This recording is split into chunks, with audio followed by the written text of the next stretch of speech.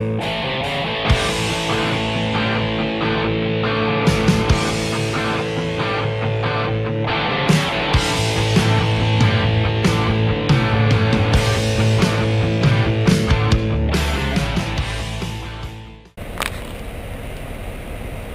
you guys don't think I'm nuts, but you know, Tuesday, and this is Friday, Tuesday it did a little snow, a little drop off.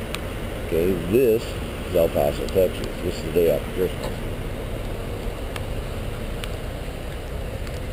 And snow in El Paso is just about normal as anything, except some of those snowflakes wear sombreros. They're so close to the Mexican border, it's like right over there. There's your snow. And it's snowing hard. So, I don't want anybody to think I'm totally nuts or think I'm down here getting suntans, because, you know, when I go home with a suntan, I usually get slapped in the winter. My wife's all like, we're down to the sun and the fun. Okay, well, here's your white sun right here. A little bit of a mixed liquid and white. I'm going to go get something to eat. I'll turn it on here when we see what's going on. I bet you the traffic is not as heavy today. How much you want to bet? Well, it warmed up just a few degrees. That's all it took to turn it to kind of a mix. It's still got some snow. I don't know if you can still see them out here a little bit. And the flakes are big and heavy, and I was telling my wife on the phone, you know, 35 is snowing in El Paso. It's 35 in Montana in my house. So it was the exact same pretty much temperature, and that's just wild. So I had spent the holiday here. My load went across the border. I'll try and get the video posted of the actual load. It's not very big, but I'm still waiting on my trailer. It's been several days, so. And it's Friday after Christmas. They said it was at the border, but I'm not going to hold my breath, and that's fine. I don't care, because they're paying me layover for that, and that's fine, or detention. And that works. So hope everybody had a good Christmas and enjoyed yourself and with family and everything. There's drivers out here that the parking lot was pretty full for the holiday, and the holiday meal was pretty good at the Petro. I got a meal certificate from Landstar. It was really nice. I thank everyone. That helps a lot when you're out here like this. And I got Thanksgiving at home. I can't complain. You know, I took this load and I knew I was going to be, but it was a nice place to camp, because I had my mechanic here. I got my overhead done and my dozer valve rebuilt, which was completely and totally shut, full of carbon.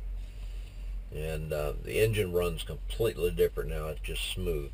So I got a lot of good stuff going on. I can't complain one single bit about getting stuff done. We'll hope like heck there's some freight on Monday, because I won't have enough time to get anything on Friday. So I'll be sitting here over the weekend, and I fully expected to sit here till the 29th. Just knowing that if it was late in the game Friday, getting your trailer back, you're not going to be able to book a thing. There's no way. There's lack of freight. Everybody took the full time off anyway. Shippers aren't open for the most part. The freight forwarders, some of them are. I called them. I got them on the phone. No problem. So it's all fine and dandy with me. I was able to enjoy myself and keep myself busy. Do a little work on the computer. Do a lot of gaming, killing mofos. Lots of phone calls with family. I mean, that's pretty much what it is. I got to meet a Landstar driver, and it was a Facebook friend I haven't seen pop up, say he's in El Paso. That was really cool. I got to meet some other drivers that were interested in Landstar, and we sat and talked on the holidays and just talked about stuff. You know, what is that plan? I did the same thing with Landstar drivers years ago.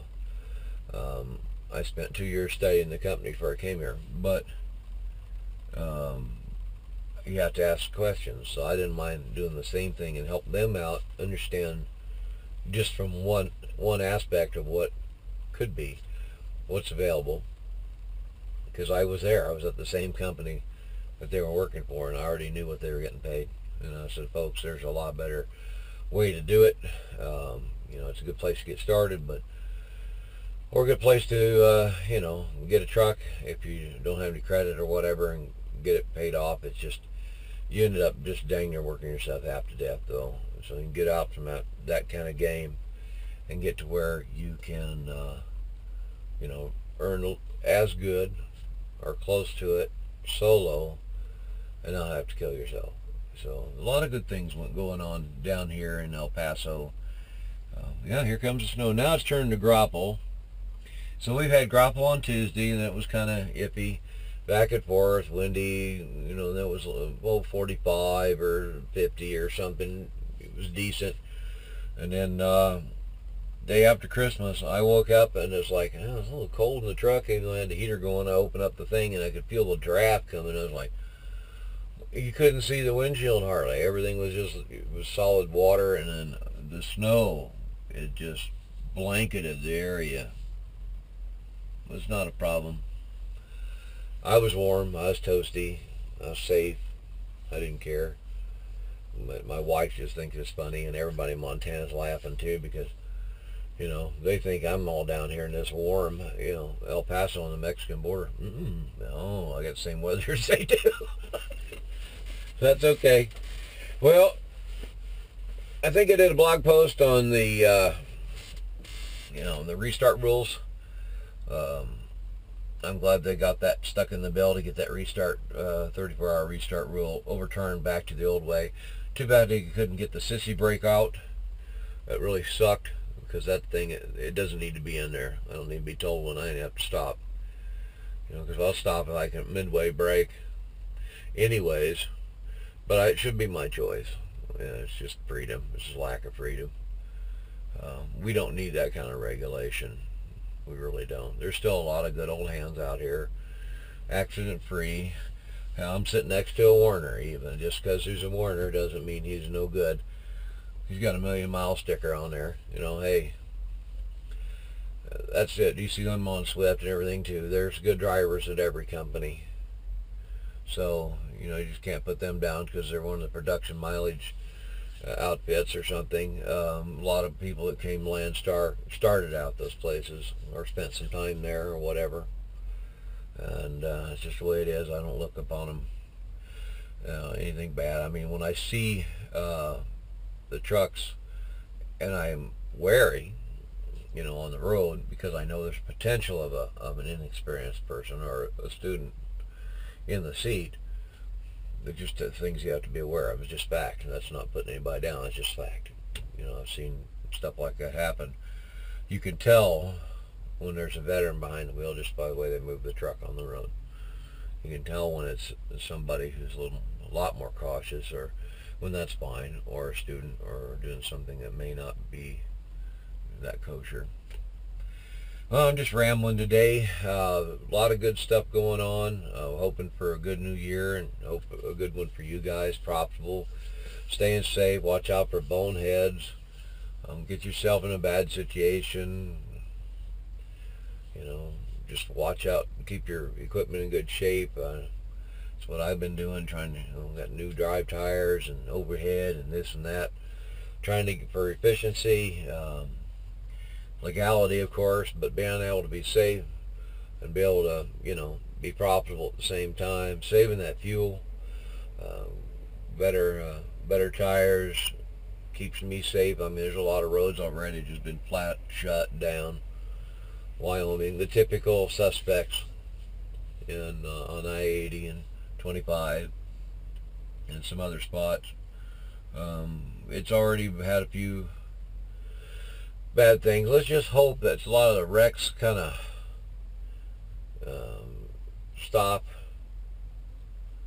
and let's just hope people pull their head out, and get the government off our backs so we can go back to the way we did it before. I don't think I've ever seen that many wrecks in my life with 18-wheelers, and then that's and we all know a lot of them are caused by cars just being stupid, but also there's been some driver error too, for trucks.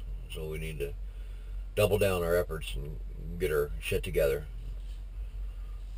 and do a little more defensive driving. And you know how that is, not packing up and not, I don't run pack, I run solo. I don't run with anyone.